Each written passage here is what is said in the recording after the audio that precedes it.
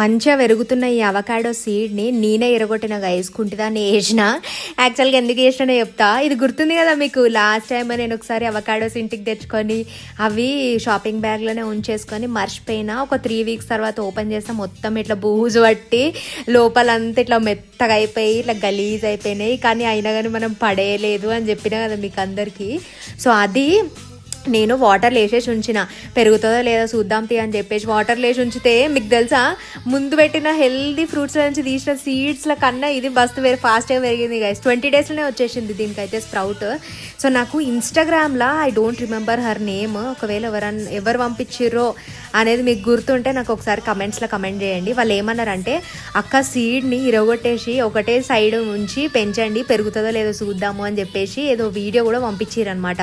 సరే ట్రై చేద్దాం, పోయేదేముంది అని చెప్పేసి నేను ఇరగొట్టేసిన దాన్ని. ఇరగొట్టడం was really hard, but it is growing really good. By the way, next update కోసం మీరందరూ ఏం చేస్తారు మరి?